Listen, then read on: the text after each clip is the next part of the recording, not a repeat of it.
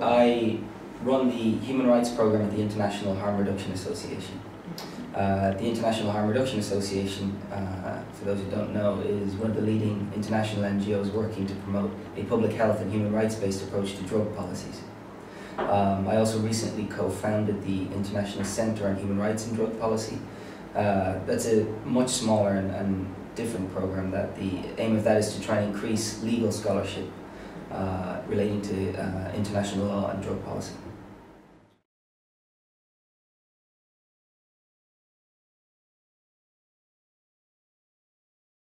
Well, when I was going to the meeting organised by the Council on Human Rights Policy, I asked a lot of colleagues about the ways in which drug policies impact on poorer and marginalised communities, and almost everybody said that it was really obvious, no matter what the issue was. If it was incarceration, and let's face it, the sheer numbers incarcerated for drug offences are enough to raise considerable alarm. The way drugs are policed, the focus of police attention, so in the United States, it would be the disproportionate focus on crack cocaine versus powder cocaine and the impact on the various communities that might use both.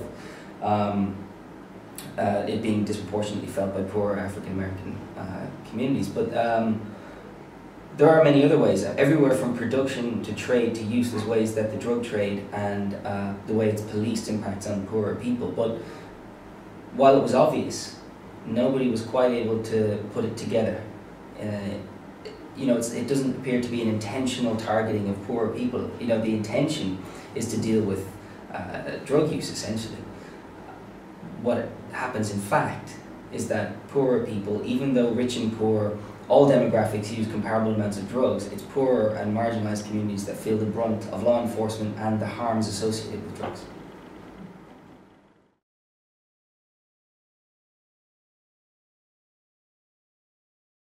Well, there's many concerns about penalisation of poverty. I mean, one of the things that have really struck me from this meeting is the amount of different ways that different things impact upon my work in relation to drugs. So everything from the application of criminal laws and sanctions to social welfare, to people's access to water, people's access to legal aid. These all impact upon my work. Laws relating to vagrancy and so on.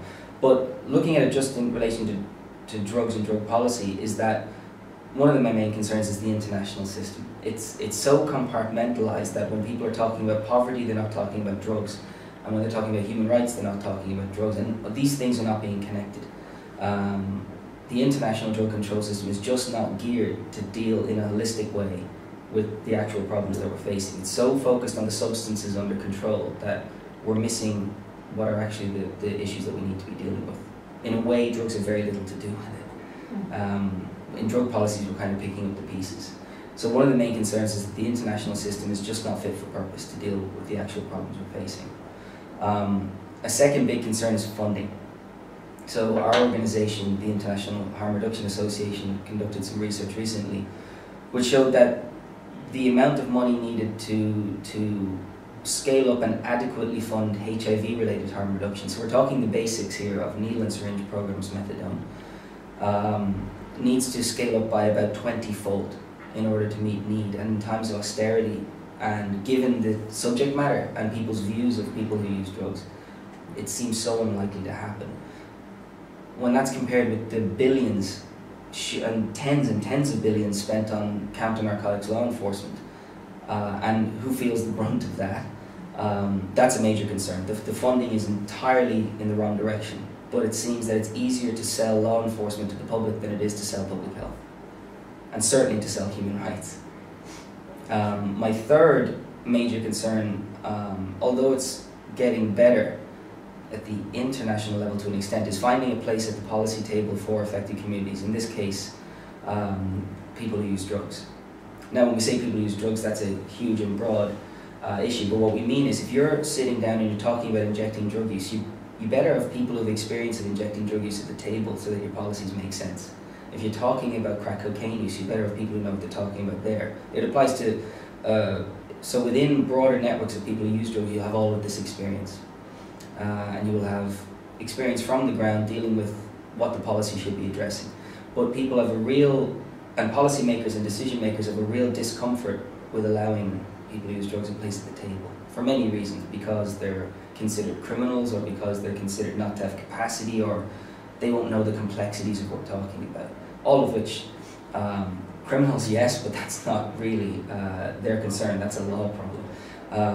But not having capacity is utterly false, and not having the expertise or the experience to help design policy is entirely the reverse. It's exactly the experience you need to help design policy. So there are three big concerns.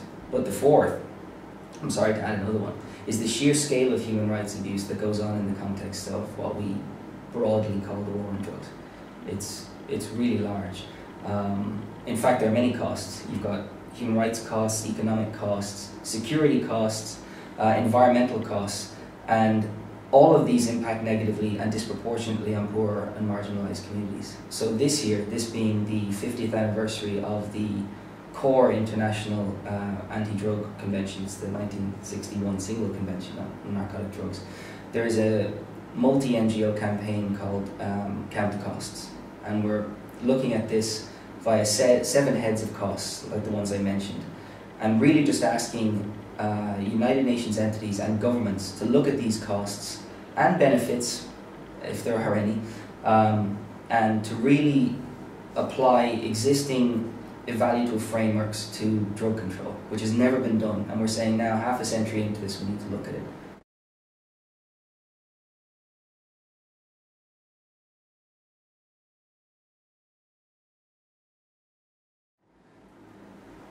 It's relevant in a really important way. At the beginning, what I said was that everybody understood the connections between, in any bit of work they did, whether people were working directly with people who use drugs, if they were working at the policy level, whether that be on HIV or on security or development and so on.